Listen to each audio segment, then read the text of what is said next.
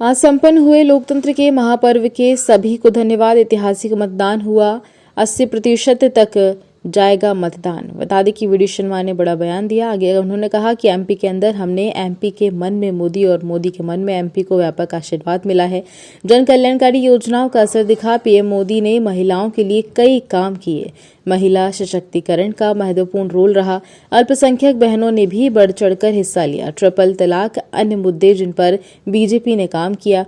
वहीं मतदान में देरी हो रही, इसलिए बीजेपी कार्यकर्ता मतदान के लिए मतदान कर्मचारियों से संघर्ष किया। कांग्रेस हार की वजह से गुंडी जाम करने का प्रयास किया और 3 तारीख आने 2 हम देख लेंगे कि धमकी दी गई। इस धमकी का आगामी आने वाले समय में जवाब भी मिलेगा। वहीं राजगढ़ में हत्या की फर्जी एफआईआर कराई गई। बीजेपी पर जानलेवा हमला किया। नाती राजा कमलनाथ खुद कह रहे घटना नहीं हुई, फिर भी बीजेपी प्रत्याशी के खिलाफ एफआईआर की गई। सलमान खान देसी कट्टा से गोली चलाने का वीडियो है और उस पर कोई कार्रवाई नहीं हुई। हमने इसकी शिकायत की है। लोकतंत्र के इस महापर्व में सबसे पहले तो मैं मध्य प्रदेश की जनता जनार्दन को, सभी मतदाता भाई और बहनों को बहुत हृदय से उनका धन्यवाद करता हूं कि आज के इस चुनाव में ऐतिहासिक मतदान, अभी तक जो ट्रेंड मिल रहा है, मुझे लगता है कि 80% तक पहुंच सकता है, लगभग 75 से ऊपर तो जाएगा ही। तो इतना व्यापक मतदान, जनता का आशीर्वाद आज मध्य प्रदेश के इस महापर्व में मिला है।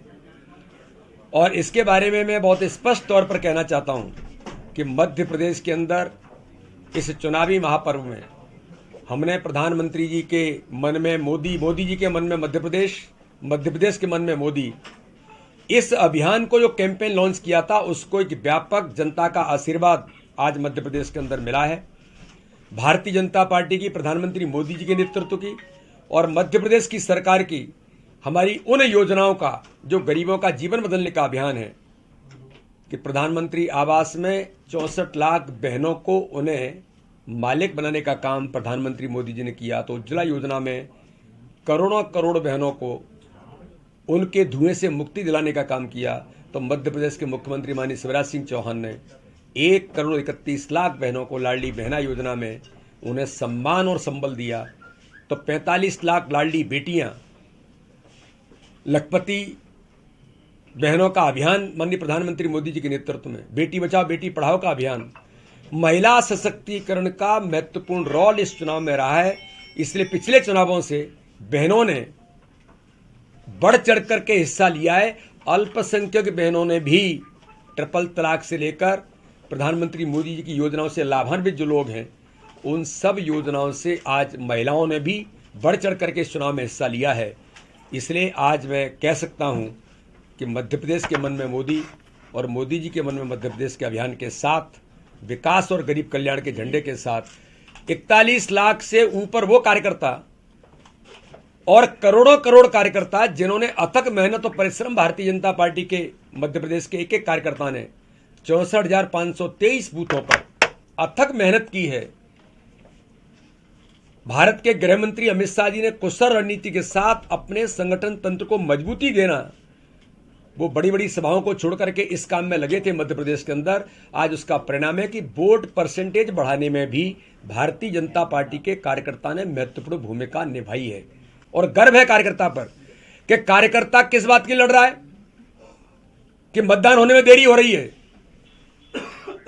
भारतीय जनता पार्टी का कार्यकर्ता मतदान कराने के लिए जो मतदाता आया है, वो मतदान केंद्र तक पहुंचा है, वो देरी हो रही है इसके लिए लड़ाई लड़ रहा है। नकुल नाथ को तो छिंदवाड़ा के अंदर वहां के कार्यकर्ताओं ने पोलिंग बूथ पर घुसने नहीं दिया कि आप कौन हैं, आप कैसे घुस सकते हैं। इस प्रकार से भारतीय जनता पार्टी का कार्यकर्ता मतदान कराने के लिए मतदान केंद्र के कर्मचारियों से भी संघर्ष किया, लड़ता रहा कि देरी हो रही है, जल्दी से जल्दी कराओ। ये संकेत देता है कि भारतीय जनता पार्टी को जनता का अपार समर्थन और आशीर्वाद है। लेकिन एक बात मैं बड़े दुख के साथ कहना चाहता हूं कि कांग्रेस ने अपनी हार की खींच के कारण जिस प्रकार से गुंडिज्म करने का प्रयास किया, हालांकि भारतीय जनता पार्टी के कार्यकर्ता सक्षम, उन्होंने ताकत से जवाब दिया है, लेकिन हार की खींच के कारण से वो दिग्विजय सिंह बंटा ढार पीसीसी में बैठ करके हमारे कलेक्टर, एसपी, वो सबके हैं, वो किसी एक के नहीं है। उन्हें धमकी दे रहे हैं 3 तारीख आने दो, आएगी 3 तारीख। मैं कहना चाहता हूं श्रीमान करप्शन ना तो बंटा ढार 3 तारीख भी आएगी और 3 तारीख को भी देखेंगे कि आप कैसे लोगों को देख लेंगे। एक गुंडिज्म करने का काम अगर दिग्विजय सिंह कमलनाथ कर रहे हैं तो इसका जवाब तो जनता ने वोट में दे ही दिया है। आगामी आने वाले समय में भी आपको जवाब मिलेगा। दुर्भाग्य है राजनगर जैसे क्षेत्र में भारतीय जनता पार्टी के प्रत्याशी के ऊपर फर्जी एफआईआर और वो भी हत्या की एफआईआर। कांग्रेस का कार्यकर्ता कोई सलमान खान किसी की गाड़ी के नीचे दब करके उन्हीं के लोगों के उन्होंने जब भाजपा के कार्यकर्ताओं पर हमारे प्रत्याशी के ऊपर जानलेवा हमला किया, नाती राजा वहां के कांग्रेस के प्रत्याशी हैं, रात को 4:30 बजे और भगदड़ मस्ती है तो उन्हीं का आदमी उन्हीं की गाड़ियों से दब करके मर जाता है और आरोप भारतीय जनता पार्टी के प्रत्याशी और कार्यकर्ताओं पर लगाया जाता है। मैं प्रशासन की कड़ी आलोचना करता हूं छतरपुर के कि जिन्होंने बिना किसी उसको संज्ञान लिए हुए हत्या की एफआईआर दर्ज कर दी।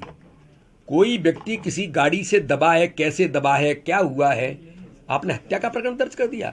और कमलनाथ स्वयं कह रहे हैं, आप वीडियो देखेंगे कि मेरी नाती राजा से बात हुई है, कोई घटना नहीं हुई, सामान्य तौर पर झड़प हुई थी। अब वो आदमी कैसे मर गया, खुद कमलनाथ जी कह रहे हैं ऐसी कोई घटना नहीं हुई। और उसके बाद भाजपा के प्रत्याशी के ऊपर 302 की एफआईआर। चुनाव के 2 घंटे बचे थे केवल चुनाव को प्रभावित करने के लिए। मैं इसकी कड़ी आलोचना करता हूं।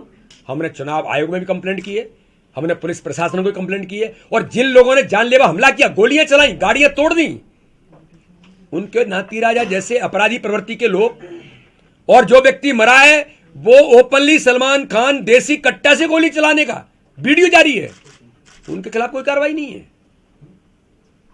ये कैसा प्रशासन है? ऐसे प्रशासन के खिलाफ भी कड़ी कार्रवाई होगी और इसके बारे में हमने कंप्लेंट कर दी है। हम ऐसे लोगों को भी नहीं छोड़ेंगे जिन्होंने इस प्रकार से फर्जी एफआईआर की है। कोई गाड़ी से दबा है तो भाई मर्डर केस की एफआईआर करोगे? तो कांग्रेस ने दुर्भाग्य से इस प्रकार से हार की खींच के कारण ऐसे आरोप प्रत्यारोप भी लगाने का काम किया जो दुर्भाग्यजनक है। लेकिन मैं मानता हूं लोकतंत्र के महापर्व में मध्य प्रदेश की जनता ने बहुत ही शालीनता के साथ इस चुनाव में छोटी छोटी कुछ घटनाओं को छोड़ दिया जाए।